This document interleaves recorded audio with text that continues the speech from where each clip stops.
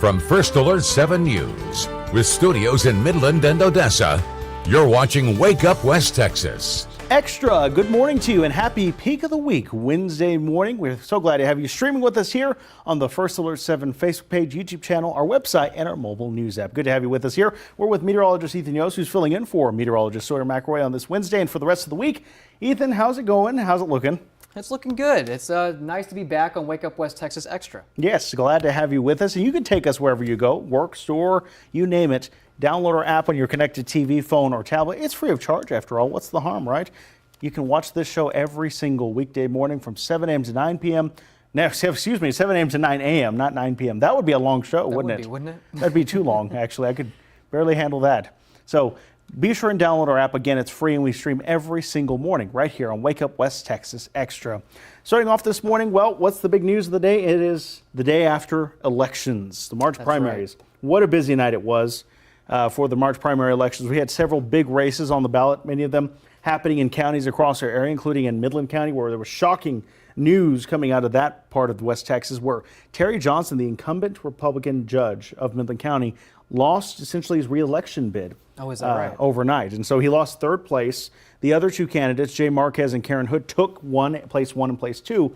But the fascinating part about it was they are within 31 votes of each other. Oh, wow. So that's how close, and that's how much your vote actually matters. I think people don't think it does. Mm-hmm. It can, and it does matter. Especially in the local elections. Especially in local elections, yes, exactly. And that's why even in a primary, people think, oh, well, I'll wait till the general. Mm-hmm. Now, primaries are just as important, even though it is a partisan primary. There was no Democrats running for Midland County Judge Republican, so the nomination goes straight to a Republican there. And so there was no clear winner, though, because of that. There was a 50% plus one rule for the primary. So if no candidate reaches 50% plus one of the vote, they must go to a runoff, which is to be held on May 26th.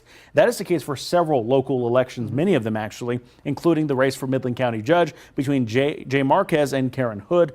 Terry Johnson now out of the race for Midland County Judge. He will, though, as he mentioned, continue his term as Midland County Judge through the end of the year. Okay. And the new judge will be sworn in first of the year next year. So he's still got a lot of work to get done. He's not done just yet. And so we'll see what happens with that runoff. Along with many other races, you can find all of them on our website, firstalert7.com, as well as our mobile news app. We have all the results posted there for you to be able to go over. But now is our favorite part of the morning, much lighter, or West Texas Weighs In. Our polls, our trivia question of the hour. So a new segment since you've been on. We now do a trivia question, one an hour. Okay. And then we'll give you the answer at the end of the hour. So this answer will be given at 8 o'clock. The next one will be given at 9 o'clock. Okay. So this first one is, which animal kills the most humans each year? Boy, that's a trivia question. That is quite the interesting one. So many dangers to us. Humans is such a great answer, by the way. Humans. It's not a great answer. Makes sense. But it does make sense. It makes sense for the answer. It's not maybe the best answer in the world, you know, to have it actually be the truth, but I think that's the answer I would go with. Well, if you would like to weigh in, go to firstalert7.com/vote, scan the QR code right there, and even better, comment and let us know. Good morning to Chris Kavanaugh, by the way. Thank you so much for watching First Alert 7. We appreciate you for joining us every morning. Scorpions, freshwater snails. Freshwater snails, I think that takes the money there. What would that do to me? I don't know. You never know, though. Humans is a very good one, but, you know, not sure if that would count as an animal. I think mosquitoes also probably are up there too. With, they definitely, you know, with how they can transmit diseases around, especially in certain portions of the country. Crocodiles, I feel like, are a menace and very scary. They have high potential. Potential, but I don't know if they do. Frequency, though, is probably low. And same with snakes. Yes, and it depends on the snake, because it's a pretty broad... Well, it is. It's huge, yeah. Around here, you'll find just a bunch of rattlers, which is not just, that will kill you for sure. Oh, yes. We do see a few deaths every once in a while, so it's unfortunate, but it's a possibility. I lived here my whole life. I've never seen one. Really? Mm-hmm. Well, I have not seen one either in the time that I've been here, and they don't they're not really native to where I'm from, up in Missouri. So I guess I've lucked out, and so have you. Yeah, I have lucked out. Now I want to say maybe I've seen a baby one. I can't remember. No, I don't think so. I don't think I've seen a baby or a rattlesnake in general in real life in person, and I hope I don't. No, it's probably a good thing you don't come in contact. Take that back. I don't know if this counts. I was thinking back to 7 or 8 years ago, maybe 6 years ago. We had the JCs from Sweetwater come on, and they brought in rattlesnakes to the studio. Oh, really? So that probably counts, right? I guess. No, that counts. I mean, I saw them. A non-wild one. That's true. They didn't let them run around here or anything. Yeah. Or whatever, slither around. But they did let me touch them. Okay. Our old weather director and I were here in the studio. We had the camera zoomed out so far. I was such a baby. Zoomed out so far because I didn't want to get any closer. And I would poke the tail. Fair enough. I wouldn't want to touch it any more than that. No. Because, I mean, that, again. What year was that? Are very nice. It was 2019 or 2020, I think. I can't remember. It's been too long. So someone just voted freshwater snails, which that's a choice. And maybe you're right. I don't know the answer. I genuinely don't know. Don't look it up, by the way. We always tell people, don't look it up. It ruins the fun. We want you to find the answer here. Let's find out what our next poll question is before we get into another tangent. Are you a cheese lover? 100%. Who's not? Yeah, I was going to say. 100%. So it's no secret. I don't tolerate cheese very well, but I enjoy cheese. I can also relate to that. I Can don't you? tolerate cheese very well. It's a lactose intolerance. What can I say? But something about cheese, I just can't get enough of it. It doesn't matter what it does to my stomach. Especially queso. It's straight up just cheese. Oh, I know it. And I am indifferent to cheese as an answer up there. Someone has already put. I don't know if I'm allowed to share this, but I'm going to anyways, because that's what I do. We're having a queso contest. Did you see that email? I did not. So our boss, the big boss, says that we're going to be having this Friday, we're at queso cook-off. So you sign up, 5 people are going to sign up with their recipe. I don't have a recipe that I go to. I don't particularly either. I just cream of mushroom cheese, what I call it a day. And so we're going to be having a queso cook-off. I'll have to post about it and let you know how that goes. I might record some video. Okay. Because I'm going to be trying it. When is the cook-off? Apparently it's Friday. Okay. Let me double check because I don't trust what I'm hearing. Let me see. Well, I will say if there's a bunch of people that makes queso here this Friday, I'm going to be eating it up. Yeah. Ethan and I will be the judges there. Yeah, we'll be the this judges. Friday. Yeah. This Friday, okay. They'll be named the Cheese King or Queen, and I will be recording video of that because I think that's really fun. What a great idea, actually, for our boss to come up with that. If you get that title, the Cheese Queen or King, I mean, good for you. I got to try your queso if that's the case. But yeah, what is your queso recipe? Let us know. Let us know what you put into it. Cream of mushroom is a good mix for it. I like doing that. Well, with there being, Rotel. Are you a cheese lover? What is your favorite cheese? Put that in the comments too. Yeah, that's true. My dad likes Munster. What is that? Munster. I've never even heard of that. It's a very melty cheese. Very good. I said Munster. Okay. Like mustard. I gotta say, mine has got to be Provel, which is a St. Louis style cheese. It's like kind of like a mix of provolone, white cheddar, provolone. Swiss. It's very characteristic of St. Louis style pizza. It's very, very good. That sounds amazing. Very melty, stringy. Oh, yes. You got to love that kind of cheese. So let us know again what your favorite cheese is, and are you a cheese lover? Go to firstalert7.com/vote and scan the QR code right there on your screen to be able to let us know. I haven't gone to vote either. Let me go to the website right now and go ahead and get on this vote. I'll put yes, I love cheese. I'm adding to the vote there. I'm going to vote on the trivia question, by the way. I never asked what we thought. I'm going to go with snakes, even though I don't think it is, because I really don't know what it is. What did you decide? I am going with humans. I mean, that sounds the most You're logical. probably right. I mean, if humans is actually one of the answers, then that's got to be. That's true. Yeah, that's very true. Looks like we have another poll up here as well right now. And if animals could talk, which common pet would you like to have? Oh. Boy, probably just my dogs. Because they know me and I know them. They know everything about me. Yeah, I've got to say, it'd probably be, because I don't have a dog, unfortunately, and I don't currently have a cat, but I used to have a cat back at home, back in Missouri, so I've got to probably go with that. A cat, yeah. I think that's a good idea. A bird would be cool. A fish would be fascinating. A reptile. A lot of people around here have reptiles as pets. Big old lizards. Yes, I've known a few people. One of my cousins had a bearded dragon. Yes, that's kind of what I'm talking. Yeah, exactly. One of the ones I know of, his name is Spike. Small animals, rabbit, or was it hamster? Oh, a gerbil would be kind of fun. It would or be. A hamster, that would be pretty cool. Or you got some chipmunks like Alvin and the Chipmunks. Yes, maybe they could sing. Yeah, make you some money. Yeah, there make you go. them sing. That's how we do it. That's a good one. I'm going with dogs, and Ethan's going with a cat. There on that one. So let us know. Go to firstalert7.com/vote and scan the QR code right there to let us know. Our next one. What is one thing you wish you had more of? Ooh. So we got money, fame, free time, and something else. I have already a few of these. I'm just kidding. I've got to say, there is nothing more valuable than time. That's what I was thinking. I always hear from billionaires. I watch a lot of those videos to try and inspire me. They say that no money can buy you time, and that's why they fly jets and things like that, is to be able to save them that kind of time. And so that's probably what a lot of people would pick, because yes, I always go through the days, especially at this job, at this station, where I'm so involved in every aspect of everything that I feel like I wish I had free time. I'm also going to school. I have no time for anything. I wake up, which I love doing, by the way. It's not that I don't enjoy doing it. I enjoy coming to work every day and helping with what I got to do. But everyone needs a little bit of free time. You need some downtime. Yeah, everyone that's true. needs it, no matter how much you love your job. Like I love my job too, as much as anyone can. But there's times when you just well, you need know some it time too. off. You do understand that as well. That's true, because you're all over the place as well. Yes, definitely. So we like what we do, but when it's your job, it's still your job. You're exactly right about that. So let us know. Mitch says, Mitch Stay Ready says, good morning.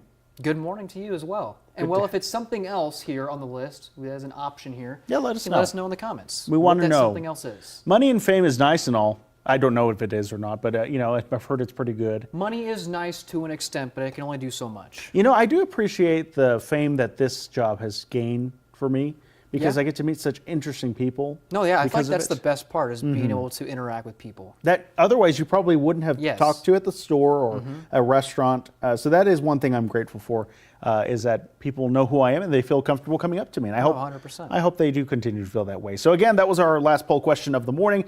We're going to go back to these several times throughout the hour. We wanted to let you get in on this. Firstalert7.com/vote. Scan the QR code there. Also, let us know if you voted. Were you happy with what you voted on? You don't have to tell us. Belinda says something else. Or would you like to share? I'm kind of curious. What's one thing you wish you had more of, Belinda, specifically? I know you put something else here, but I want to know what. Let us know. We'll keep an eye on the comments section as we go through the rest of the morning. I wonder if anyone's going to choose fame here. Which maybe so. Maybe someone is working hard to, maybe they have like a band or something, and they're working hard to get that's that. True. Something that could really open doors for them is some exposure. Exposure. A good option, yeah. And money's always nice, of course. That's for everyone. It doesn't solve everything, but it sure solves a lot of problems. It does. Goodness. Well, we appreciate you streaming with us here on Wake Up West Texas Extra. We have still got a lot more to come this morning, including another check of the day's headlines, but also Ethan's forecast right after the break. So don't go anywhere. Wake Up West Texas Extra continues right after this quick break. Stay with us.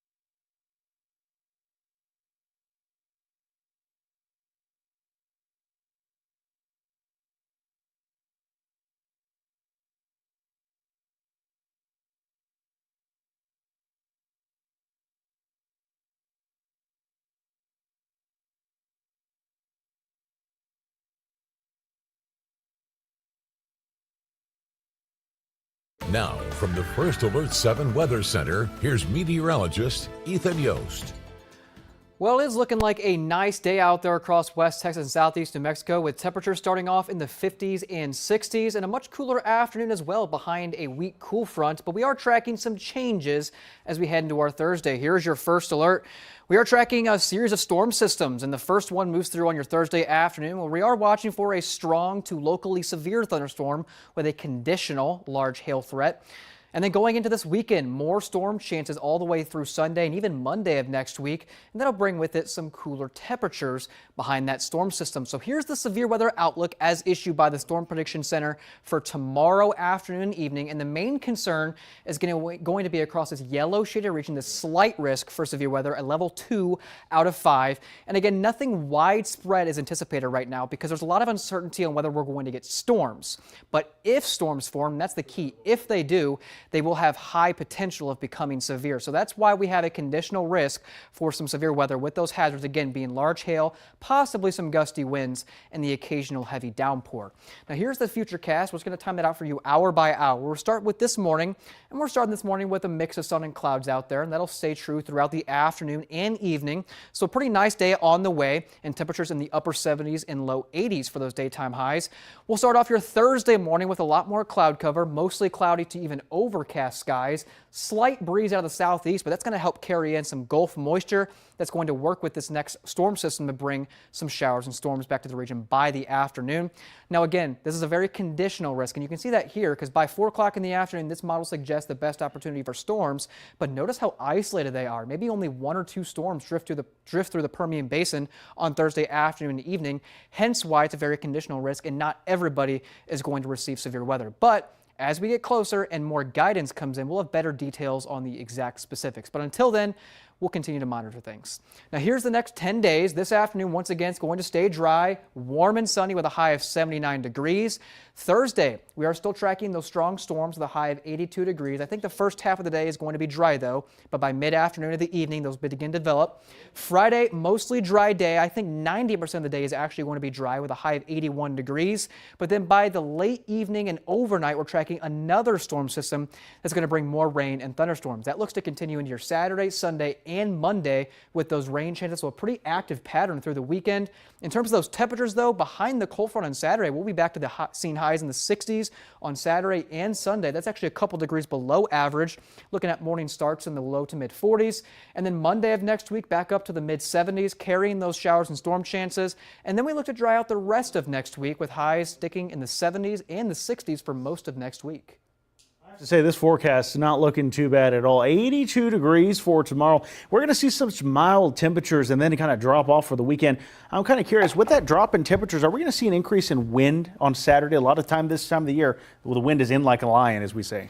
Yeah, I think it's definitely going to be a contributing factor to us cooling off. As those stronger winds out of the North Pull in that cooler air mass. Because as you can see, we dropped by 20 degrees from Friday into Saturday behind that storm system. So it's going to be much needed cool down, really. It is. Because I don't think we've touched the 60s for those highs in what feels like about 2 weeks now. I was going to say, average right now is at 66, 67? It's right around 67 to 70 this time of year. So it's going up pretty quick. It's going up pretty quick now. As we continue through the rest of the month, it's probably going to near the 80s by the time we hit April. And so right now, for today, for example, we're still running, though, about 10 degrees above average. Wow. And that's after a cold front came through this morning. So we were 10 degrees warmer yesterday with near record temperatures, and that lasted for multiple days. I mean, truly, at the end of February, I was calling it essentially a heat wave. For that standard, it truly is a heat wave, even though we think of a heat wave here of 110, 115. We'll have those times, but no, this is a heat wave for this time of the year. We are still in winter, folks. Lest we forget, meteorological spring has started, of course, but we're still, 2-3 weeks out from the official start of spring. Well, that's kind of the reason why we have meteorological spring, because it's more dependent on temperature fluctuations throughout the year. And as you can see, it's kind of feeling more like spring right now. It kind of works. It's not every year is it going to start March very warm, but this year it just seems to happen that way, and some years it does happen that way. I still think of the snowfall of Easter. Many years ago, yeah. Pretty cool to see. We can still get cold blasts this time of year easily, so it's not over yet. No doubt about that. Let's touch back on our comments. Good morning to Shalana. Thank you very much for tuning in this morning. Belinda says, going back to the question, the poll question being, if you could have more of something, what would it be? She said something else, and that something else to her is more peace. And Oh, I love yes. that. I think that's a very good answer, actually. She said it's a hard question, though. So, Belinda, thank you very much for letting us know about that. Shalane says some first alert weather days coming. It's possible, but the only thing that's keeping us back right now is just the conditional risk. It's a very low-end severe weather risk for tomorrow. Now, it has a high ceiling, as in like it could be an impactful event if storms form. But we'll have to iron things out throughout tonight, and I think we'll have a decision on that later tonight. Sounds good. Okay. Well, of course, you can download the First Alert 7 mobile weather app anytime. You're already on your phone. Just do it right now. That way you have it. Turn the notifications on because our team of meteorologists keeps track of all the storms that come through our area. And this is a threat. It's one of those threats, too. You talk about conditional threats. A lot of folks at home don't realize that, when we are calling for severe weather like this, we're seeing the Storm Prediction Center's outlook. It doesn't necessarily mean for sure you are going to see rain. It does not mean that in any form or fashion, actually. No, well, and a lot of these are probabilistic. So what that means is we're kind of just giving a probability of something happening. We don't give a guarantees here. And Never. And like you said, it's a conditional risk. And what that means is the ingredients are set up for severe weather. We have all the moisture, the instability for strong storms. But if you don't have a storm to take advantage of that environment, nothing happens. Nothing happens. So that's the conditional part. If we get storms, if we don't. So if we do, severe threat will ramp up. But until then, we're kind of watching things. So don't ask Ethan the next day, I didn't get any rainfall. Well, he said it's very conditional. And I That's think true. most of us actually get away without seeing rain. I think Sure. a majority It's of more us, likely. even if we get storms, they will be very isolated, one here, one there. Probably won't be widespread. So I think most of us get away without rain, but those that do, make sure you keep an eye on the sky. Yeah, and consider yourself lucky if you find yourself under some rainfall because I know we Right. definitely need it. We're doing okay, but at the same time, we always need to get ahead in the rain bucket in the rain department because we are entering our fire weather season. We've already had some risks come up. We've had red flag warnings days already, and many more could be coming after the dry foliage, becomes very good tinder for fire. And well, if we get more rain, that's going to keep those fuels down. So Yes, it's a that'd be good nice. thing is as we continue through the season, if we can get enough rain, we can keep the soils moist and Yes. we don't get as much fire danger. So That would be nice as well. Currently this morning, right now, there's a CBS News special report going on at the Pentagon once again, similar to what we saw just yesterday, where Secretary of War Pete Hegseth is going to be giving an update and continuing to give an update on the war with Iran. Right now, some of the major generals are also there and the Joint Chiefs to give an update. So we may not take a break for a First Alert 7 News and Weather update for this hour, so we will just continue on right here on Wake Up West Texas Extra. More time to talk to you at home.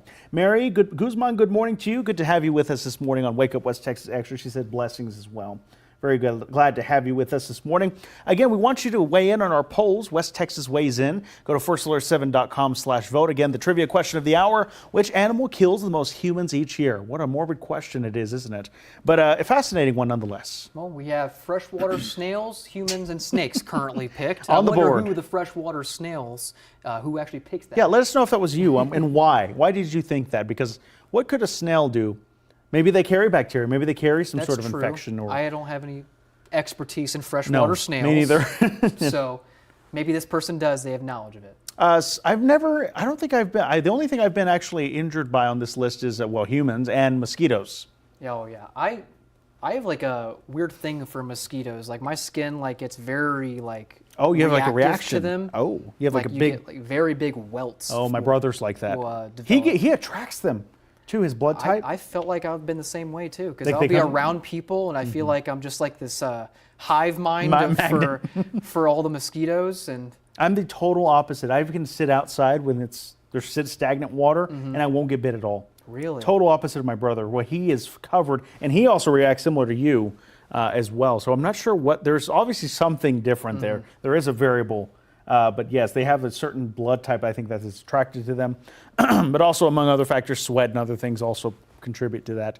But yeah, that would be one option because they definitely carry bacteria. We've seen West Nile cases here. We have seen malaria, among other things as well. Yellow fever, I believe, is another one. oh yeah. But snakes are something you will definitely have to watch out for here. I'm not sure which is the most deadly, though. With humans on the list, I think that is a good answer, but I went with snakes. And why did you go with snakes? I don't know. Truly because just the pit viper of rattlesnakes, I think is just so deadly. But I don't know. I think of mosquitoes. I don't know if they would kill more people than snakes. Crocodiles, I really doubt it. Definitely not freshwater snails. Scorpions, I really would be surprised. Maybe if you have an I anaphylactic would event. be too. But humans, I guess so. I struggle to answer that because it says which animal. Yeah, I know. So I struggle with the wording. So I'm not too sure about that one. So let us know. Comment below on Facebook Live. Belinda is going with mosquitoes. I think that's a good answer. It's a good answer because of, like we talked about, very deadly. Were they the ones that also passed Ebola? Is that wrong? No, I'm thinking of Zika.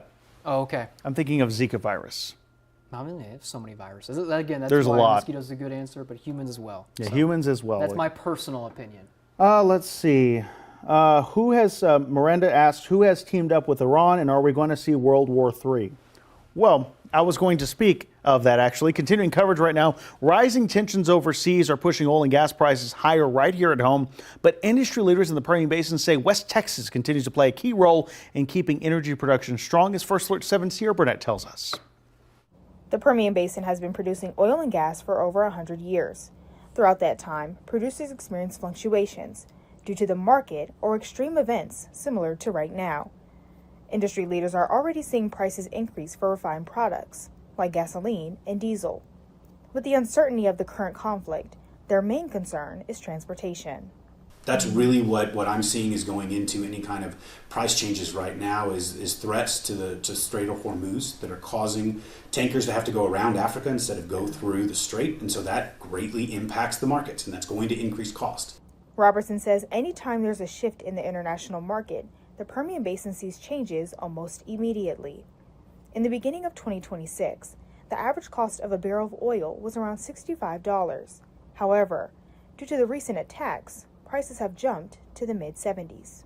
There's been a decent jump in the price right now. But again, that price jump, whether it is a spike or it is a sustained increase, will depend on what continues to happen on a daily basis over the Middle East. According to Robertson, over the past 2 decades, the Permian Basin went from producing less than 1 million barrels of oil a day to over 6 million.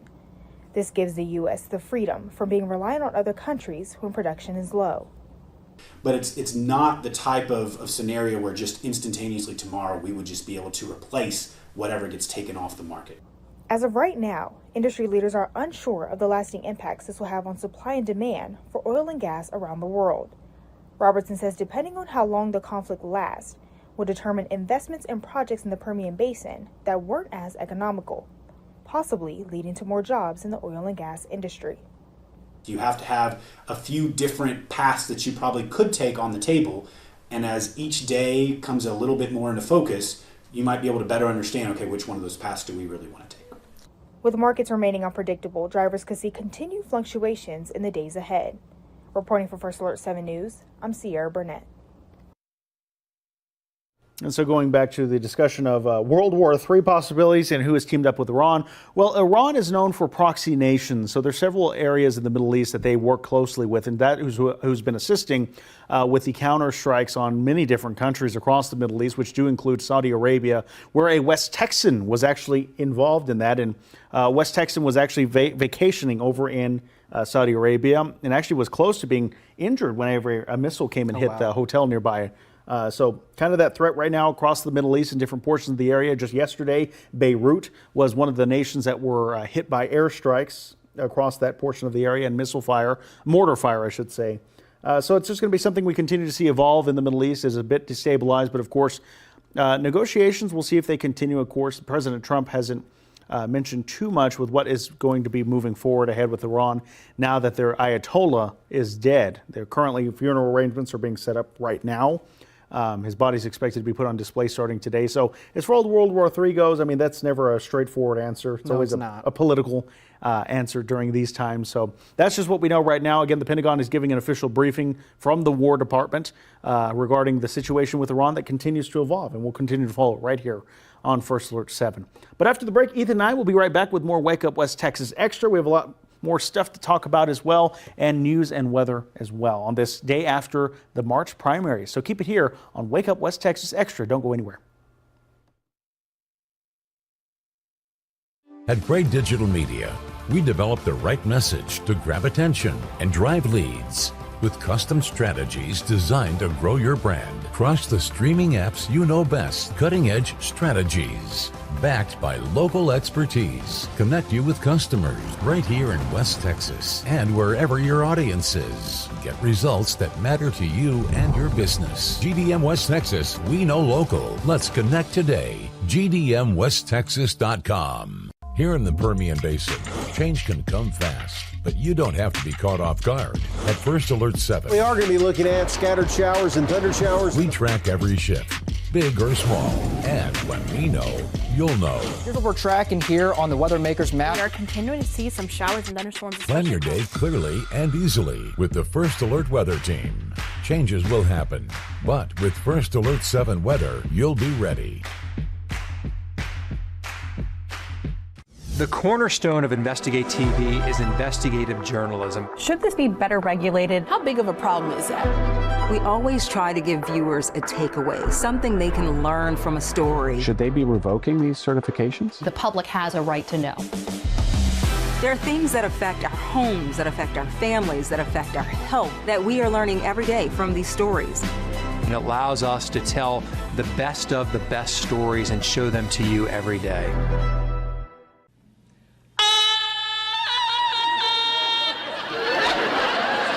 I'm so glad we had this time together, just to have a laugh or sing a song. Seems we just get started, and before you know it, comes the time we have to say so long. Watch on MeTV Channel 30.2.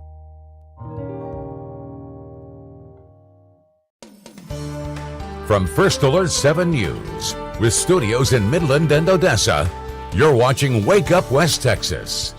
Extra, good morning to you. 32 past the hour on this Wednesday, peak of the week. We're at the peak of the week and we're going to go over the hump and come down the other side. It's all downhill from here. Is that the way to look at it? At least downhill into the weekend. So it's actually a good thing, you know. But I don't know how else to describe it. It's Jacob Brandenburg's idea to go over the peak, over the hump. It is hump day. It is. Glad to have you with us on this Wednesday. I'm glad to be here. It's a good day out there. Nice weather day, too. It is. I was going to say, it feels very mild outside to start off this morning. We're so glad to have you streaming with us here on the First Alert 7 Facebook page, YouTube channel, our website, and our mobile news app. Let's go ahead and begin with our West Texas Weighs In polls of the morning. The trivia question of the hour, which animal kills the most humans each year? Those are the answers on the board right now. Freshwater snails, humans, and snakes all tied in the races. Log on to firstalert7.com/vote. Scan the QR code to let us know what you think the answer would be. Let's go ahead and find out what other polls we have this morning, other questions that we have that you can find on our website as well. As we continue to look at each and every question, we want you to weigh in on those and also comment below on the First Alert 7 Facebook page. Good morning to Linnell, by the way. She is also joining us here on Facebook. Are you a cheese lover? Yes, I love cheese, 67%. And then someone says, a few people say I'm indifferent to cheese. Hey, fair enough. Which, yeah, my grandpa's the same way. He'll order burgers and things. Cheese, no cheese, does not care. I could never do a burger without cheese. I couldn't either. I Never. really could not. So that would be quite interesting. Let us know what you think about that. Are you a cheese lover? I voted yes, I love cheese. I really, really do. In fact, we're having a Guesso competition this Friday. I'm a pretty good expert. I judge restaurants based off of their Guesso. Oh, yeah. Well, then Mexican you got to be the restaurants. judge for the queso Yes, chefs. exactly. I have several favorite spots. I don't have like a recipe I have at home. I just do the same. You know, I throw some cream of mushroom in, the big block of cheese, and call it a day. Do you have a favorite spot, like a restaurant that serves your favorite I do. queso? I don't know if I want to share it. Okay, fair enough. Should I? Well, No, I might get judged. You'll give me some insight on where to get I'll some tell good you, queso. yes. Yeah, you'll have to guess where mine is. Let me know what you think. I'm sorry. Yeah, guess Matthew Alvarez's favorite queso dip. Belinda says no. No. No. She does not like cheese. Okay, Belinda. Thank you for Sorry, letting us know. I can't relate, Belinda. I cannot relate to that at all. Thank you for letting us know, though. Next thing, if an animal could talk, any of these on the list, which common pet would you like to have? Well, looks like dogs is winning right now, which I think is going to be the most popular answer. Makes sense. It's like Up with that collar. Uh-huh. Did you talk? Squirrel! That's what it reminds me of. A cat would be cool, too. Yes. Like, just Life of Pets, what do I remind me? Mitch, stay ready, says cheese on everything. I agree, Mitch. Oh, yes. Yeah, that's right. Stay ready with some cheese. Fish, reptile, bird. I think anything would just be cool if we could have any animals or any form of communication with our pets. That would be so cool. I agree. What is one more thing you wish you had more of? Money, fame, free time, or something else? Free time in the lead at 67%. Something else at 33%. Earlier, Belinda said that would be more peace. Yes. Back to the last question. Mary Guzman says a hamster. Hey, fair enough. We were talking about earlier kind of, what is it? A gerbil? Gerbil or a chipmunk. Guinea pig? Yeah. Or chipmunk would be cool because, again, yeah, maybe they'll sing. Alvin and the Chipmunks. If you know it, you know it. Yes, for sure. So again, firstalert7.com/vote. Scan the QR code right there to be able to weigh in and let us know what you think. You can also comment below. And take us with you wherever you go. Work, grocery store, you name it. You can watch your favorite First Alert 7 shows on your app, or on our app, I should say. Download it now on your connected TV, phone, or tablet. Start your mornings with Wake Up West Texas from 5 to 7, and then Wake Up West Texas Extra from 7 to 9 every weekday morning. You can also watch us live on the First Alert 7 Facebook page and YouTube channel. That's right. Just quick and easy as we take a live look outside on this Wednesday, the day after. Linnell says dog is what we have. There you go. So Linnell would like her dog. That's wonderful. Thank you, Linnell. Oh, look at that. Yeah, here's a live look over the skies of Andrews. Yes, Andrews. Beautiful scenery there. Mostly clear sky, and the temperature there in the mid-60s already. Oh. So looking pretty good this morning. Yeah, and I was going to say the lighting is beautiful. We can also go around town here. We'll go over to Big Spring, where we're seeing a little bit more cloud covers, a little more clouds across the southeastern Permian Basin. That'll hang on through the late morning. We're looking at plenty of sunshine in the afternoon. We'll go over towards the Trans-Pecos into Fort Stockton. Nice sunrise in the background there. Yes. Mostly clear skies. I see the cloud cover you're talking about. Yes. In the distance. Just on the horizon there, but it's looking like a nice day. Temperatures in the upper 50s down there. Let's go up towards Midland here. We're also seeing a mostly clear sky, a little bit of haze, but a nice sunrise. Looking on I-20 there. Traffic moving smoothly this morning. Now we'll work our way to the west in Odessa. We're also seeing a mostly clear sky there, crystal blue skies. Looking down Grandview, looking like a pretty nice day on the way there as well. As we go over towards Pecos this morning as well. Same idea, mostly clear skies, looking off of I-20 there. Traffic moving smoothly, and the temperature there in the upper 40s. Is it? Yes. Okay, so a little slightly cooler, not by a whole lot, over in Pecos, in the Trans-Pecos region. So glad to be able to take a live look outside. What a beautiful start to the day it is. Yeah, make sure you take advantage of it, because big changes on the way the next couple of days. No kidding about that. Let's. By the way, Linnell says health for all. That's something that she was wishing. That's really good. I love that. Great. All right. Well, let's go back to cheese discussions, right? Our favorite topic. Cheese lovers and expert judges from all around the world are gathering this week for the World Championship Cheese Contest. Judges are working their way through 3,375 cheeses from Switzerland to France to Japan and more, all competing for the title of World Cheese Champion. Makers are at the Monona Terrace in the state that, of course, takes its pride in cheese, that is Wisconsin. The new World Champion cheese will be announced on Thursday, tomorrow. Look at that. That looks like a blue cheese. I would have to go there and sample every cheese. I would love to. I wonder what the after effects of that would be later on. Goodness gracious. I don't like blue cheese. Did you know that? I really don't. I don't like blue cheese either. It's something very funky. Some people like it. You know, they dip their wings in. Not my thing. No, or me they either. like to do for a salad dressing. That's where I had it. Salad dressing. Oh, it was strong. Golly. I can deal with like a blue cheese crumble. I think that's yes, okay. the drier cheese. Yes, but like a true blue cheese, not my thing at all. No. Oh, Belinda says queso fundido. Okay. I think it's fundido, isn't it? I know what you're talking about. Thank you very much, Belinda. Yes, that is one of my favorites. You can find it at several grocery stores, or especially around here in West Texas. Queso fundido is very good, very melty. I've had it at restaurants. Okay. Fantastic I've never heard cheese. of this type. It's a very specific type of cheese. Let me see if I can pull up a picture. I was going to ask, is like what makes it different from normal queso? If the recipe's different, or yeah, it's got a unique taste to it. Chorizo's in it. There's other kinds of flavors as well in a bowl, usually served as. But very, very good cheese. That's a great recommendation, Belinda. Thank you very much. Yeah, you are a cheese champion, Belinda. Thank you very much for that recommendation. They're definitely going to have a good time, though. You know what I love just snacking on every once in a while is a big old block of sharp cheddar. I can relate to that when I combine it with like a beef jerky, you know, like those oh little yes, snack like packs. the snack packs. Yeah, yes, a little like string cheese with beef jerky stick. Classic snack. So good. Let's head over now to San Antone, where zookeepers at the zoo there were inspired by Japan's Punch the Monkey and decided to give the gorillas a plushie of their own. So Punch the Monkey was a little monkey we've talked about in case you missed it and hadn't heard. His mom didn't want him anymore, and so she just kind of left him to be. And so he was sad because they tried to put Punch with a troop of monkeys. That's what a group of them were called. And they were kind of mean to him. They didn't take to him very well. So he had this surrogate mom essentially through this plushie, and that's what he drug around with him and laid with, and that's his thing.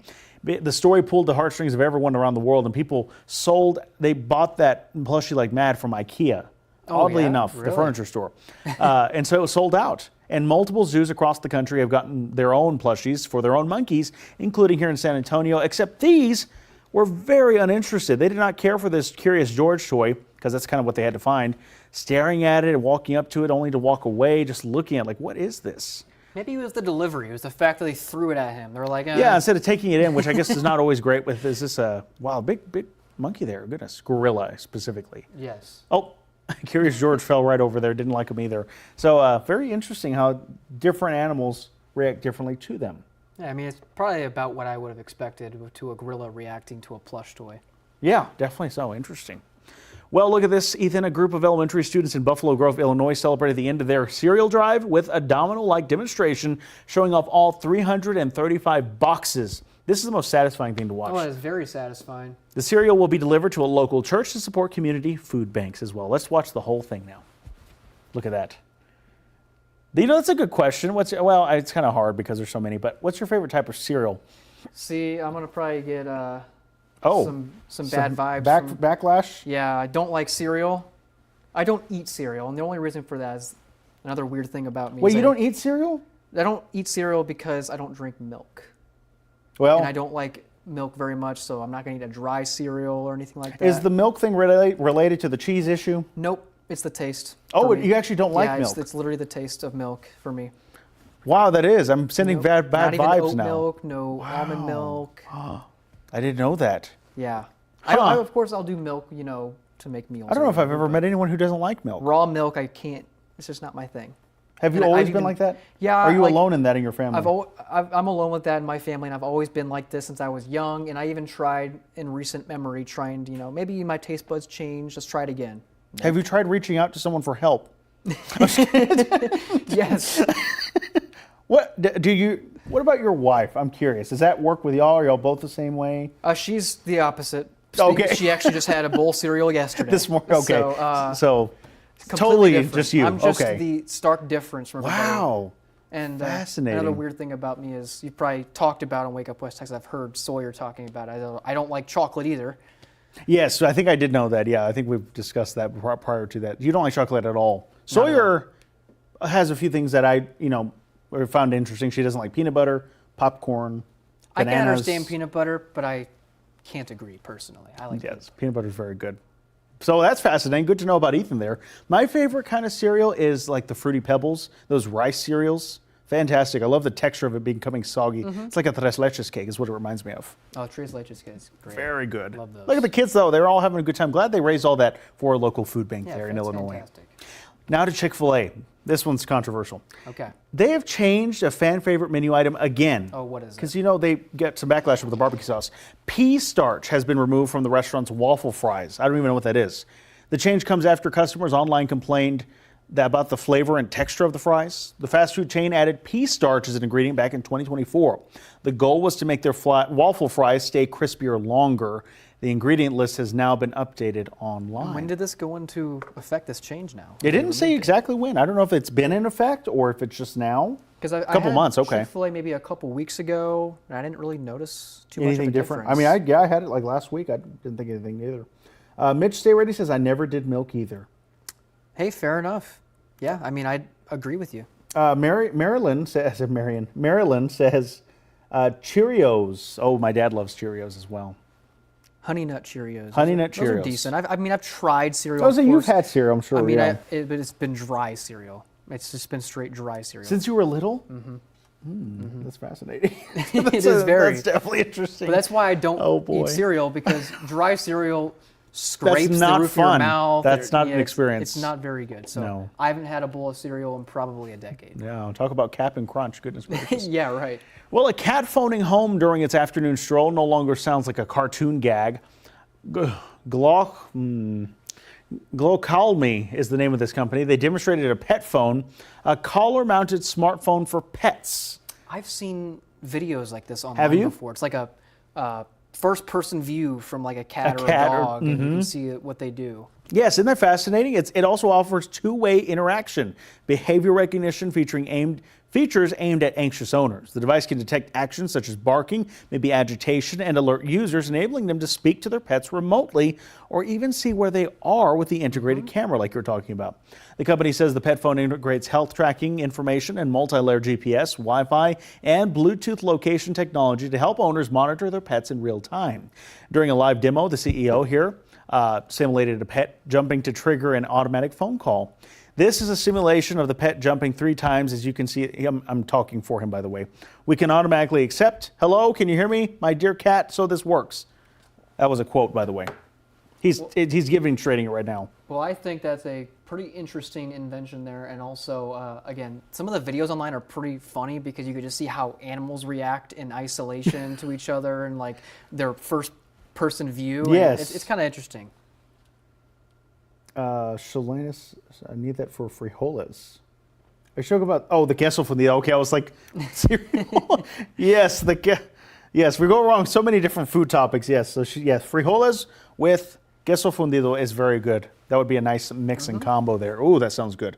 But yeah, this would be a nice, my phone would be blowing up. My dog would, if they could call me, they'd be calling all the time. I'm hungry. That's all I hear. Right, yeah. But again, It's like I think children. this is very interesting and also a good use because if if your dog or your cat gets missing or runs loose, Yeah, you can check in. You can track them, and also not just track them via GPS, but use the camera, see visually where they are, and all that. Oh, your cat's name is Frijoles. I see what you're saying. I love that name. That is a fantastic name. Oh, okay. I thought you meant the queso, which would be, by the way, both of those work very well. I love that name for a cat. Yes, that is. Oh boy, I'd want to name one of my pets that. Goodness gracious. My pet's name is very boring. Both of them.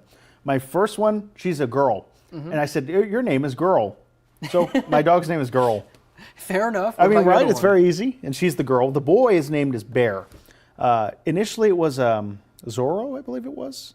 And then I decided on Bear. I have no rhyme or reason for the names at all. How long did you transition from one name to the other? Was it like 2 right in the months. big- He was still a puppy. It's her puppy, so we kept him his whole life. We've had for 15 years, roughly, and then we've had him for 10. So I have senior dogs, what I do, and they don't act like seniors whatsoever. Yes, Shalana laughing. Yes.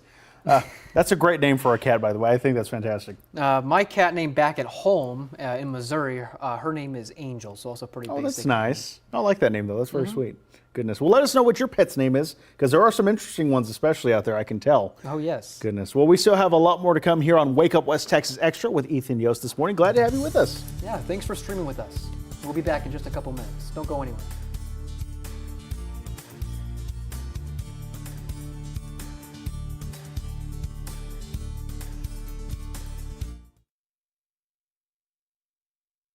Here in the Permian Basin, change can come fast, but you don't have to be caught off guard. At First Alert 7, We are going to be looking at scattered showers and thunder showers. we track every shift, big or small. And when we know, you'll know. Here's what we're tracking here on the Weather Maker's map. We are continuing to see some showers and thunderstorms. Plan your day clearly and easily with the First Alert Weather Team. Changes will happen, but with First Alert 7 weather, you'll be ready. The cornerstone of Investigate TV is investigative journalism. Should this be better regulated? Should I be concerned? Do you recall when you became aware of that law? The beauty of this show is that we have a team of reporters all across the country. From very diverse backgrounds. The public has a right to know. How big of a problem is that? Should they be revoking these certifications? I think viewers are looking for something different, something fresh, something that feels helpful to them. In a world full of goats. A goat. Big Billy goat. We have a small goat here. Which Me TV show is the greatest of all time? I haven't time to listen to goat stories. Can only one goat be the goat? The goat eats everything. What do you know about goats? Or can more than one goat, Folks is bound to keep goats. be the goat? We have a goat here. Stupid goat. Find your greatest of all time. A goat. Watch on MeTV Channel 30.2. Every night at 10. Good evening. Thanks for joining us here. New tonight. First Alert 7 News is where West Texas turns for what's happening right now. Reporting at the First Alert desk, I'm Lauren Munt. And what's happening next. Well, it is a First Alert 7 weather day. Bringing the stories important to you first. New tonight, we'll remember we were your First Alert when several asking the right questions and finding solutions. Keeping your family safe just got easier. First Alert 7 is working for you. First Alert 7 News at 10. All right, welcome back to Wake Up West Texas Extra. Good morning to you all. Thank you for streaming with us on the First Alert 7 Facebook page. We're having a great time here on Extra. Linnell says our dog's name is Jade. She's a doll. That's wonderful. Say hi to Jade for me. I love to see all the dogs and cat pictures of the area. So send them to me. Send them to my Facebook page while you're there. I like to see them all. Maybe I'll share some of you with I've never shown my pets. We have National Dog and Cat Day coming up, National Pet Day. We'll have to be able to show our animals off because all of us here are animal lovers here at First Alert 7. But now we want to get to some other news we're following from across the nation where an important meeting was held at the White House as President Trump is criticized for his decision to attack Iran. CBS's Jesse Mitchell has a look at some of today's top stories. President Trump hosted the Chancellor of Germany at the White House Tuesday. The meeting came as the president continues to be criticized by Democratic lawmakers for his decision to attack Iran without first seeking congressional approval. A new CBS News poll finds most Americans surveyed, 62%, do not believe the administration has clearly explained the U.S.'s goals in the conflict. The U.S. Army Reserve Command has released photos of 4 soldiers who were killed Sunday in the military campaign against Iran. The soldiers were killed in Kuwait during an unmanned aircraft system attack. All 4 were assigned to the 103rd Sustainment Command based in Des Moines, Iowa.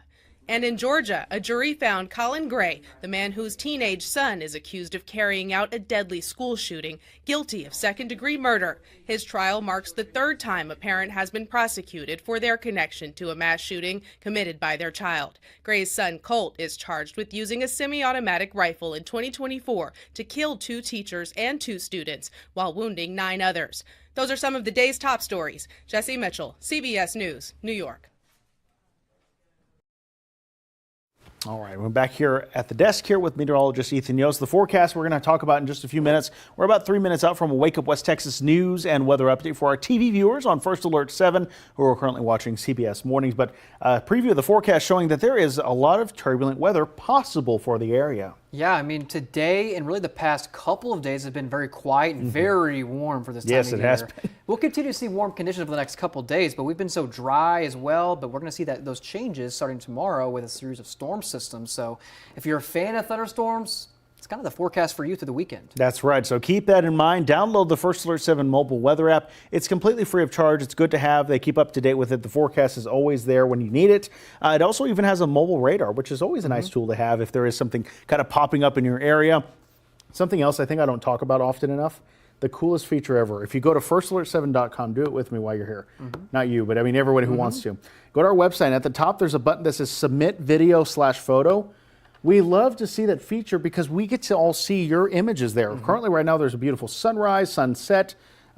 If there are storms, we like to see the rain gauge reports. Things like that can help give us a perspective because we're inside, of course. It's hard for us to see outside. And so having that extra perspective from you at home, it can really make a great deal of help for us. But also, you also want to report those things to the National Weather Service, too. I think we don't talk about that, Exactly, too. like especially those reports. And speaking of which, we are eyeing a very, very localized conditional severe threat tomorrow, which we'll dive into more detail soon. But in those situations, it's very important that we get reports out, like hailstones or damaging wind, stuff like that, so we can relay those reports to the National Weather Service. So, Absolutely. That's so vitally important. So again, that's firstalert7.com and click on Submit Video and Photo at the very top. Can we take a live look outside this morning? I want to see over the skies of this morning over Pecos. Look how nice that is out there. Just wanted to get a look outside. This is my window. I don't have windows here in the studio, and so this is my way to look outside and see what it's like. Window to the world. Windows truly to the world. I mean, we have iCams all over most of the world, really. Select ones, at least in other countries, and a lot across the country. But in West Texas, you won't find sunrises or sunsets just like these. These are some of the best you'll see anywhere in the entire world. We're about a minute out from Wake Up West Texas News and Weather Update. Again, thanks for streaming with us. We've been having a good time. Judy joined in and says, "Good morning. My dog's name is Texas." I love that name. And says, "Good morning. Good morning to Texas." That's a great name, Judy. We appreciate you joining us in. Let us know your dog's name, especially if it's very interesting. We want to know what it is. My dog's name is Girl, one of them, and the other one is Bear. I had another dog named Zeus. I thought that was a cool name. I like that name. It's a cool name. Yeah, Greek mythological, of course. But no particular reason. I didn't have a rhyme or reason for any of the names other than Girl because she's a girl. That is fair enough. It's pretty easy to remember. You're good. Very I'll never easy to forget remember. your dog's names now. That's right, exactly. And that's the whole point of it, for sure. Now for Wake Up West Texas News and Weather Update. Stay with us.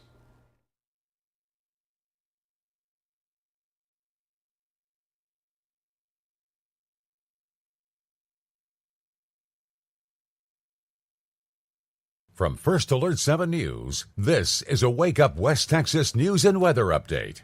Good morning, everyone. Time now is 7:56. I'm Matthew Alvarez here alongside meteorologist Ethan Yost on this Wednesday morning. Ethan, good morning to you. How's it looking outside? Good morning, Matthew, and everybody at home. It's looking like a nice start to the day with temperatures in the 40s, 50s, and even 60s out there. We're currently down to 50 degrees in Midland this morning, so make sure to grab a light jacket on your way out the door. But the good news is that by the afternoon, we warm up once again to well above average levels. We're looking at a high in the mid to upper 70s across the Permian Basin, even some low 80s this afternoon.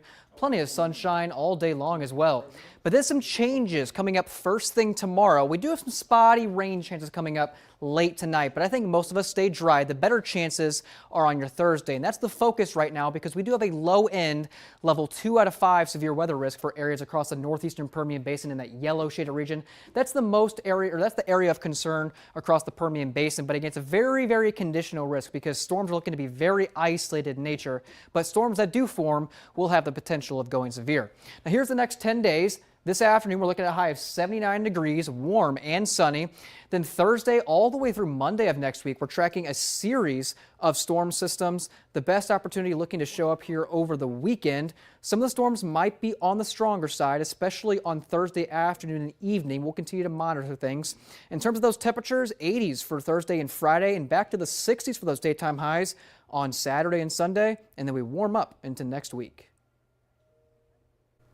Ethan, thank you. We are your First Alert election station. Last night was the March primaries that wrapped up with several big races on the ballot, not only here at home, but across the entire state. We have the very latest unofficial final results for many of them, so let's jump right in to Pecos County, where there was a heated race for Pecos County judge. There are both Republicans and Democrats running for this seat.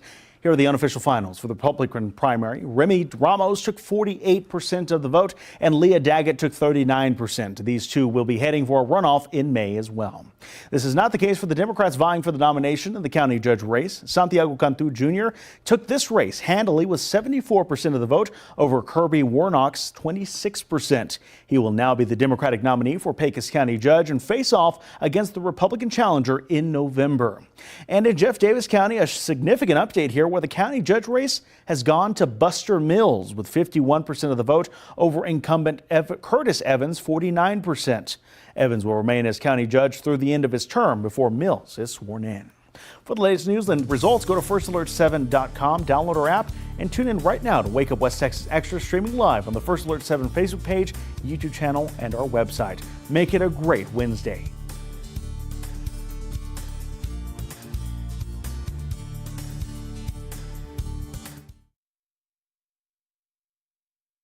At Great Digital Media, we develop the right message to grab attention and drive leads. With custom strategies designed to grow your brand, trust the streaming apps you know best, cutting-edge strategies. Backed by local expertise, connect you with customers right here in West Texas and wherever your audience is. Get results that matter to you and your business. GDM West Texas, we know local. Let's connect today. GDMWestTexas.com. Make yourself known now. 831001 in traffic pursuit. Oh my God, here. Investigate TV Plus begins with real people. We investigate stories that impact you. And inspire change every day. Something is broken. Real problems. Why are they hiding it? And real solutions. My daughter was dying in front of me. What was your reaction when he said that? Weekdays at 3:30 p.m. on First Alert 7. And then stay tuned for First Alert 7 News at 4. Here in the Permian Basin, change can come fast, but you don't have to be caught off guard. At First Alert 7, We are going to be looking at scattered showers and thunder showers. we track every shift, big or small. And when we know, you'll know. Here's what we're tracking here on the Weather Makers map. We are continuing to see some showers and thunderstorms. Plan your day clearly and easily with the First Alert Weather Team. Changes will happen, but with First Alert 7 weather, you'll be ready. It's super, it's science, it's fiction. What is it? It's Super Sci-Fi Saturday night on MeTV. After Sven gets swept away in adventures beyond our world, promising spaceships, lasers, giants, other worlds, and robots. I will do my part. Super Sci-Fi Saturday night. Watch on MeTV Channel 30.2. From First Alert 7 News, with studios in Midland and Odessa, you're watching Wake Up West Texas. Extra, good morning to you. 8 a.m. on this Peak of the Week Wednesday morning, the day after the March primaries. We have meteorologist Ethan Yost filling in for Sawyer McRoy this morning. Glad to have you here on Extra. I'm glad to be here as well. It's another great day, peak of the week, and it's looking like a nice weather day too. So. It is. It's looking like a great day outside, and it's our favorite part of the morning where we reveal the answer to our extra trivia from the last hour. The question was, which animal kills the most humans each year? There are the results that we have from firstalert7.com/vote, where you can weigh in on this poll, and our QR code right there. The winner from the poll is 40%. That says mosquitoes, but the answer actually is... Drum roll. Mosquitoes. Really? It was mosquitoes? 725,000 people around are killed per year by mosquitoes. Wow. I'm thinking of the nations, maybe like undeveloped nations, underdeveloped nations who don't have the mitigation tools, maybe even the access to health care. Fascinating take there. I never would have guessed. And that's the winner on the poll. Wow, there, and it is. And so obviously something I'm not aware of because I chose snakes, which, you know, kind of was unaware of it. I went for like the Captain Obvious answer. I was like, obviously humans, right? Yeah, but right. no, apparently I was wrong. Good to know there. So again, thank you for weighing in on this poll, by the way, for anyone who weighed in on this. We appreciate your time and joining us for this wonderful extra trivia question here. But we have another one for this hour that we want to be able to tell you about. I'm going to add it in right now. That's why I'm talking, to try and add this in. Let me go back. I'm still learning how this thing works, by the way. So And we'll have the answer to this one also at the end of the hour, right? Correct. Yes. Yeah. We will. In 1 hour, we will have the answer to this new question that is going to be popping up on your screen very shortly. I assure you. So make sure you go on our website, firstalert7.com/vote, and you can answer these polls and see if you can get the right answer.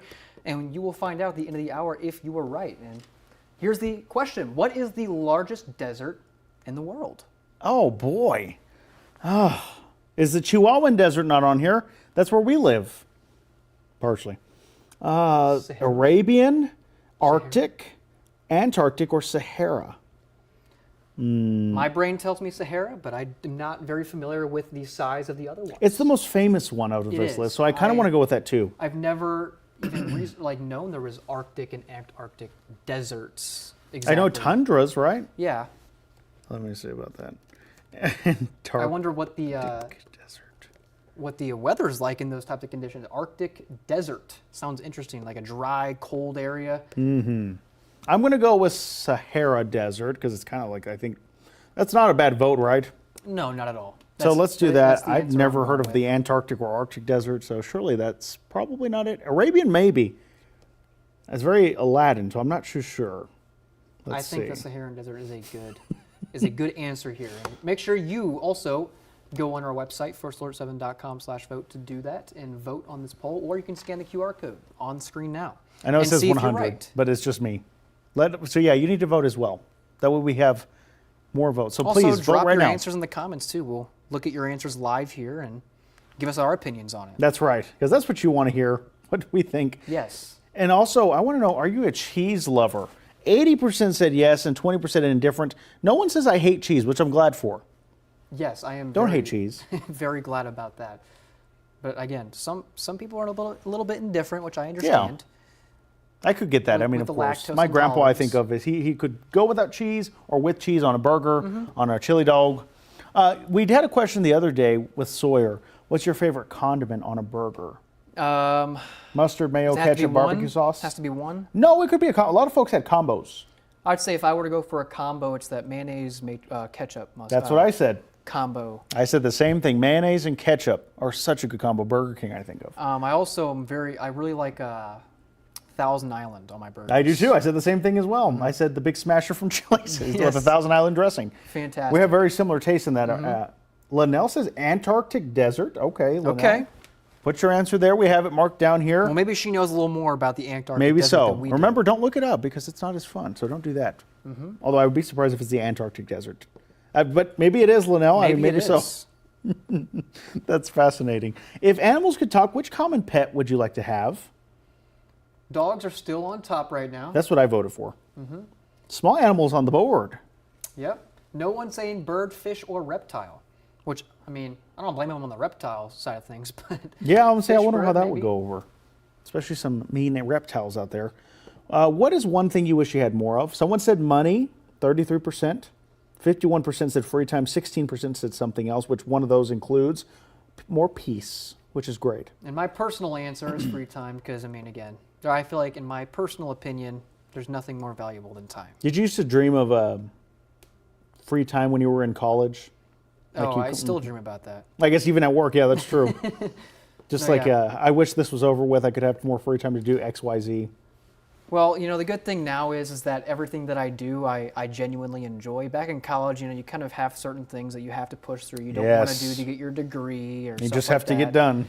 But now I get to do what I love, and so that's the good thing about it. That's true. That's true. That's a good way to look at it. And plus, I think that's something you have to do. You have to look at this. So I think of when we were going to grade school, back in elementary, middle school, high school, we got up every single morning. We know when we have to do it. We have no choice. And that it would pay off in the end. And so that's kind of one of those things. You work towards having more money. You work towards having more free time. I don't know about fame, but I could see how fame could be important for those, maybe someone looking to gain exposure for a project they're doing, for a band, things like that. So there's a want and goal for everything. So always set goals for yourself. I think that's important, and be persistent. And if it's something else, feel free to let us know in the comments what that something else might be. Yes, yes. And also take us with you wherever you go. To the grocery store, to work, just set us there on your desk. We're there. You can listen to us as we go through the rest of our show. You can find us on the First Alert 7 mobile app on Fire TV, Apple App Store, Roku TV. It's free of charge on your phone, tablet, or connected TV. You can start your mornings with us on television from Wake Up West Texas from 5 to 7 a.m. And then Wake Up West Texas extra streams from 7 to 9 every weekday morning. You can also watch us live on the First Alert 7 Facebook page, where you are probably right now, and our YouTube channel as well. So glad to have you here this morning. West Texas Weighs In polls will continue. We'll have the answer for you at 9 o'clock as we wrap up the show. We'll check in with it throughout the rest of the show. But now to the big story of the morning, and that is the day after the March primaries. We were able to go out and early vote all last week, and then Election Day came up on Tuesday. And boy, West Texas made their voices heard. A shocking race out of Midland County, where the incumbent Republican county judge, Terry Johnson, lost his bid for re-election effectively. We're coming in third place with the vote. The other two candidates were also on top of that. Jay Marquez and Karen Hood both came out on top with this. Here are a look at the results. Thank you. That is 34% between Karen Hood and Jay Marquez. Terry Johnson came from 32% with this vote. Look at that. 4,777 people voted for Jay Marquez. Karen Hood took 4,746. That is 31 votes difference. Such a small margin. It's such a small margin, and highlights just how important each and every one of our votes is, even during a primary election. And in this case, the primary election decided the race even ahead of the November general election. Yeah, and that just goes to show how important it is to go out and vote, especially for your local officials. It is absolutely very, very important. And we spoke with Terry Johnson, where he said he will continue on as county judge through the rest of the year until the next county judge is sworn in. That will be in the month of January. He's finishing out through December. He's been the county judge since 2018. He got sworn in early 2019, and he's going into this term here effectively not having a next term after that. But he says he is still going to continue to work for the people of Midland County. I look forward to tomorrow. It's always a new day when I do that, so I'll continue doing that for the next 10 months. Again, the budget, I'll be working on the budget. We have Commissioners Court every 2 weeks. I'll still be doing the business of Midland County, and life goes on. Yeah, fascinating take there from Midland County Judge Terry Johnson. Let's go to Ector County now, where that was another race we were following very closely with Dustin Fawcett. He took his race handily over his opponent, who was also a part of the race. Dustin Fawcett taking 88% of the vote over Sunil Mehta's 12%. So this was a very different situation here. 2 challengers compared to 3. For the county judge race in Midland County, that will be going to a runoff election between the first top 2 candidates. Those will happen on May 26th across the area. There are many other races that you can find on our website, firstalert7.com. We have all of the latest results and reactions to them. It was a fascinating night for sure across many different counties. Pecos County is another one that I think of as well because they had both Democrat and Republican nominees on each side of the aisle running and vying for that county judge spot. Each of them, of course, vying for that election. So it's fascinating to see how all of this turned out, and all of this turned out because of the voters across Texas. And speaking of what a hotly contested race the Senate seat has been for John Cornyn.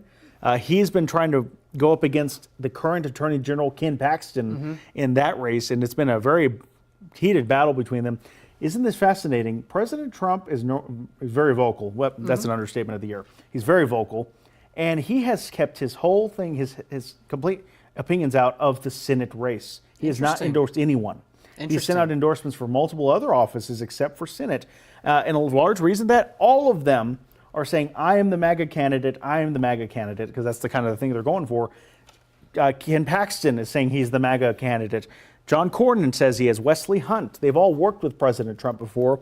And so he's kind of just like, well, y'all fight it out. Yeah, he's just like hands off. Hands off on this, which is unusual. It is unusual. That he wouldn't pick, maybe the incumbent. Just for maybe president the AG. in general, it's kind of... Yes, especially with a hotly contested race like that, fascinating. But the biggest news that I think out of the overnight hours was there was a tough to call decision on the Democratic nominee side of things between James Talarico, a state representative out of Austin, and Jasmine Crockett, a congresswoman from Dallas. Both of those came up very close in the race. In the end, though, overnight, the Associated Press called it for James Talarico.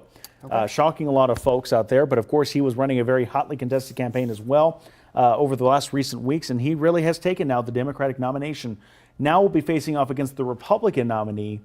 Who that will be, we'll have to find out because now John Cornyn and Ken Paxton are heading for a runoff on May 26th. So it's important to go out and vote for runoff elections too because those are historically minimal voter turnout. Yeah, I mean, it's always important to go and vote at any time. Absolutely. And so those are some of the races we're following across the state and nation. So be sure and get out and vote, of course, at any time, of course, throughout the year, but especially for the runoffs that will come up on May 26th. Coming up in just a few minutes, Ethan Yost will join us. We'll look at our First Alert 7 forecast because change is in the air and severe weather threat looms over parts of West Texas. Details on that right after this quick break here on Wake Up West Texas Extra.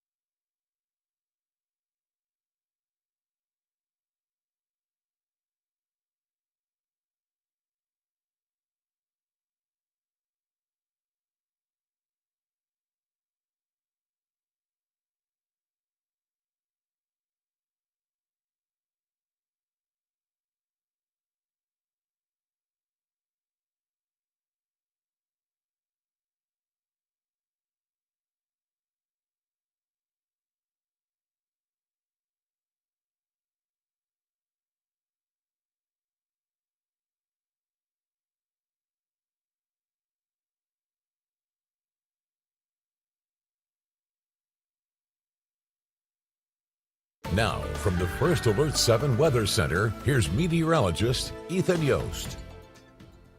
Good morning. Here's a check of your forecast this morning. We're outside, looking outside. It's a beautiful start to the day, mild conditions, but changes in the air. Yes, it is definitely a beautiful day out there today, so make sure you take advantage of it because some big changes are on the way as we head towards tomorrow. That is your first alert. We have been tracking a series of storm systems that are going to move through the region starting tomorrow and looks to last all the way through the weekend and even to the beginning part of next week. The first storm system moves through tomorrow, and we are tracking some storms that could be on the strong side with a conditional large hail threat. We'll dive into more details on that in just a minute. And then this weekend, we are tracking more storms, as I just said, and that's going to last through Saturday, Sunday, and even potentially into Monday. That also bring with it some cooler temperatures for the weekend, so a much needed cool down on the way. Now here are the 3-day rain chances, and we have a very low end chance for some rain going into tonight, but I think most of us stay dry. But tomorrow, that's where the focus shifts as we are looking at the potential of some strong storms across the area with about a 30 to 40% chance of rain and thunderstorms across the region. But again, there's a lot of uncertainties of whether we will receive storms, so that's the conditional part of things as we head in towards Thursday. Now here's the severe weather outlook as issued by the Storm Prediction Center for tomorrow afternoon and evening. And the main concern is this corridor across the yellow shaded region across the northeastern Permian Basin. This does include cities of Big Spring, Midland, down in towards Big Lake. And again, even though we have a level 2 out of 5 risk, it's still going to be very conditional because we're looking at very isolated storms. And really the chances of a storm is very low right now, but one that does form will have a high chance of actually going severe with those hazards being large hail.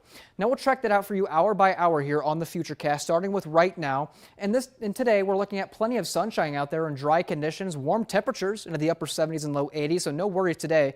But make sure you take advantage of it because by tomorrow, that's when the changes come in. We'll start Thursday morning here at 8 a.m. with a mix of sun and clouds out there, but mostly cloudy skies and a breezy wind out of the southeast. It's going to carry in some Gulf moisture that's going to work with that storm system to promote some rain chances back in the forecast. Now here's 4 o'clock on Thursday afternoon, and here's the conditional part. You can see why, because this model is only suggesting a couple storms across the Permian Basin, only 2 storms at that, and that's going to be a very low chance even if those do occur. But if we do see any storms on tomorrow afternoon and evening, they will have a pretty good chance of going severe. So we'll be watching those storms as we continue through the day. But now on Friday, things look to clear out behind the storm system. We're looking at a relatively warm day still with a mix of sun and clouds. For most of the day, it'll stay dry, but then the next storm system looks to roll through late on Friday night. Now here's the 10-day forecast, starting with Wednesday this afternoon. Plenty of sunshine, warm conditions with highs in the upper 70s. Thursday, a high at 82. Dry for the first half of the day, but in the second half of the day, we are tracking strong to locally severe thunderstorms. Friday, mostly dry for a majority of the day with a high of 81 degrees. The next storm system moves through late Friday night into your Saturday, and those rain chances look to last all the way through Sunday and even Monday of next week. Now, in terms of those temperatures, we'll be slightly cooler for the weekend with Saturday and Sunday's highs being right around the low to mid 60s. Morning starts in the 40s. And then Monday of next week, we start to warm back up, back to the mid 70s on Monday afternoon, and then back to the mid 70s once again on your Tuesday. And we'll continue to dry out through the rest of next week. Okay, well, changes in the forecast, definitely we're keeping an eye on. So download the First Alert 7 mobile weather app to be able to stay up to date on all the changes that we are going to expect and that all that Ethan has discussed as well. 62 on Saturday. That's quite the drop-off in temperatures there. I know, right? The fact of the matter is, though, that is just under where we're supposed to be this time of the year, but not by a lot. We're seeing average high temperatures right now.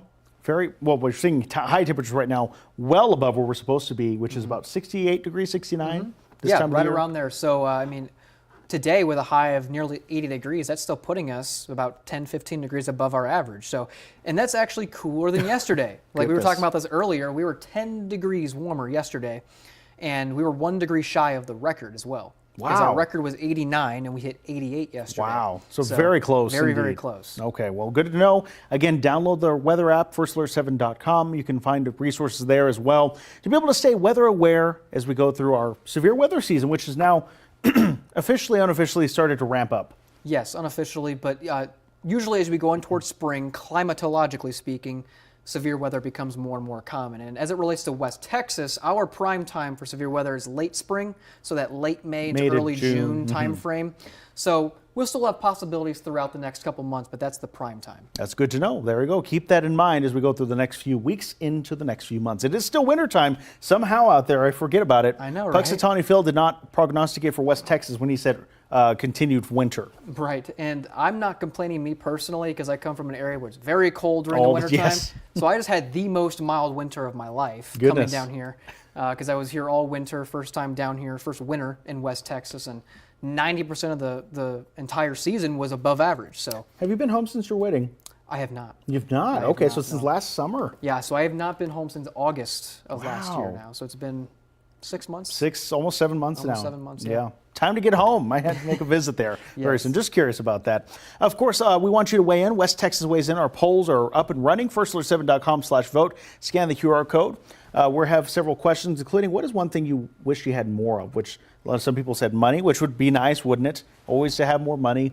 There's always that saying, like, you can never have enough. And I feel like as I've gotten older and progressed in my career, that I kind of understand that a little bit more now. Yeah, the thing is with kind of most things in life, when you don't have something, you want it. And so if you actually end up getting it, you're kind of like, well, now I want more. Now what? Now I want more.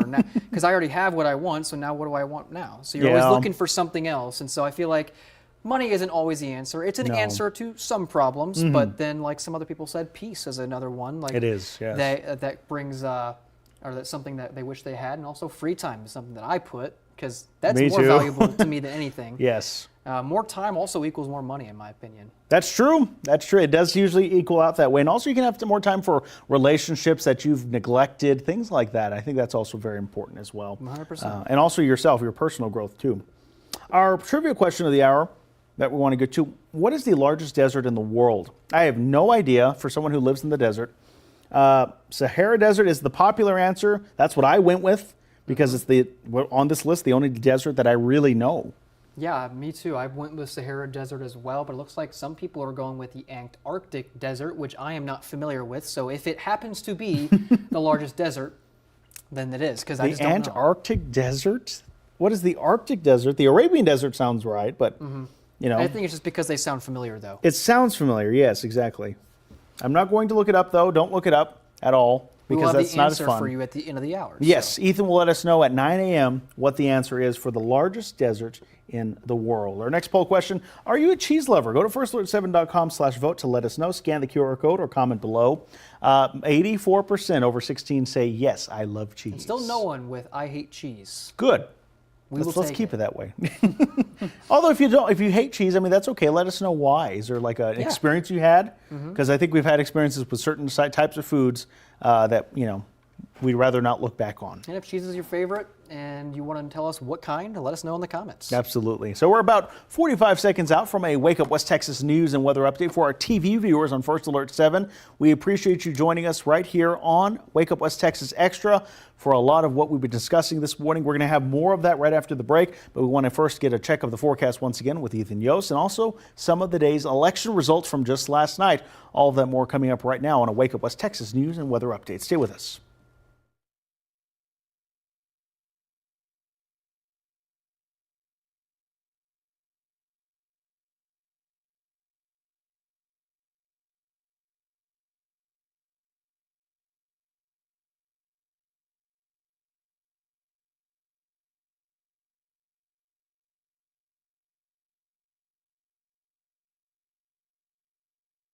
From First Alert 7 News, this is a Wake Up West Texas news and weather update. Good morning, everyone. Time now is 8:25 on this Wednesday morning. I'm Matthew Alvarez here alongside meteorologist Ethan Yost with a check of the forecast. Ethan, good morning to you. Good morning, Matthew. It is a nice start to the day across West Texas as temperatures are in the 40s, 50s, and 60s. Nice afternoon on the way, but then some big changes starting on Thursday. That is your first alert. We are tracking a series of storm systems starting off tomorrow afternoon, where we are watching for a strong to locally severe thunderstorm with a conditional large hail threat. We'll talk more about those details in just a couple minutes. This weekend weekend, though, more storm chances on the way through Saturday and Sunday, even possibly into Monday of next week. That's also going to bring with us some cooler temperatures for the weekend. So that's the forecast as of right now. And here are the 3-day rain chances. Again, we do have some very, very low-end chances later tonight, but I think most of us stay dry and get away without any rain or showers. But then the focus shifts to tomorrow afternoon and evening, where we are watching for a locally strong to severe thunderstorm, with those chances being about a 30 to 40% chance. So notice they're not very high because we have some uncertainties on whether we're actually going to receive storms. So it's a very conditional severe weather risk, but the main concern is going to be across the yellow shaded region here, the slight risk region across the northeastern Permian Basin. This does include Big Spring and Midland, with those main threats being hail with any storm that does form. But again, very low chance that storms actually form, hence the conditional risk. So we're going to look ahead at the futurecast, time that out for you hour by hour. And through the day today, plenty of sunshine and dry conditions, warm afternoon highs in the upper 70s and low 80s. We'll start Thursday morning with plenty of cloud cover, a breeze out of the southeast to carry more moisture into the region. And by about mid-afternoon is when data suggests the best chance for showers and storms across the Permian Basin. But again, notice this model does not suggest many storms out there and really struggles to form those storms, hence the very, very low end chances for severe weather going into that time frame. Now here's the next 10 days. After this rain chances go away, we're looking at cooler temperatures back in the horizon, highs back to the 60s for the weekend, and then 70s going into next week. Ethan, thank you very much. We are your First Alert election station. Last night, the March primaries wrapped up with several big races on the ballot. Starting off in Midland County, where the results are shocking. Jay Marquez and Karen Hood nearly tying this race with 34% of the vote, respectively, while the incumbent, Terry Johnson, came in 32%. This race will now head off for a runoff in May. As we said, Terry Johnson did not take the top spot in this election. However, he will still serve as county judge through December, which is the end of his term. Johnson was first elected back in 2018 in November. First Alert 7 was at his watch party last night as results came in, and he explained that even facing this loss, he will continue to lead Midland County. I look forward to tomorrow. It's always a new day when I do that, so I'll continue doing that for the next 10 months. Again, the budget, I'll be working on the budget. We have Commissioners Court every 2 weeks. I'll still be doing the business of Midland County, and life goes on. When asked about his opponents who will face off in the runoff election, Judge Johnson said he hopes the public will not only educate themselves on the candidates, but also the work that Midland County does. Looking ahead now to the other candidates who both took the top two spots in the race, we can, of course, talk about Jay Marquez and Karen Hood. Look at the results there. So close. They're only separated by 31 votes. We're going to continue following this race and speak with both candidates about the outcome.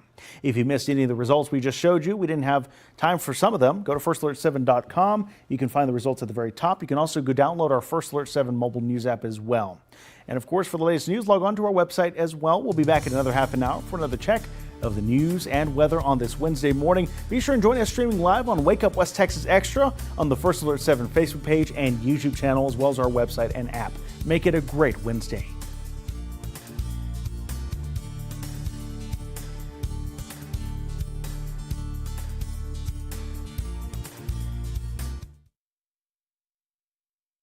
At Gray Digital Media, we develop the right message to grab attention and drive leads. With custom strategies designed to grow your brand, trust the streaming apps you know best, cutting-edge strategies. Backed by local expertise, connect you with customers right here in West Texas and wherever your audience is. Get results that matter to you and your business. GDM West Texas, we know local. Let's connect today. GDMWestTexas.com. Here in the Permian Basin, change can come fast, but you don't have to be caught off guard. At First Alert 7, we are going to be looking at scattered showers and thunder showers. We track every shift, big or small, and when we know, you'll know. Here's what we're tracking here on the Weather Maker's map. We are continuing to see some showers and thunderstorms. Plan your day clearly and easily with the First Alert Weather Team. Changes will happen, but with First Alert 7 weather, you'll be ready. The cornerstone of Investigate TV is investigative journalism. Should this be better regulated? How big of a problem is that? We always try to give viewers a takeaway, something they can learn from a story. Should they be revoking these certifications? The public has a right to know. There are things that affect our homes, that affect our families, that affect our health, that we are learning every day from these stories. And it allows us to tell the best of the best stories and show them to you every day.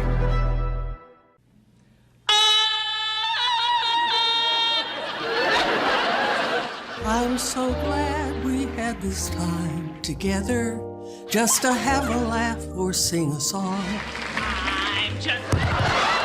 Seems we just get started, and before you know it, comes the time we have to say so long. Watch on MeTV Channel 30.2.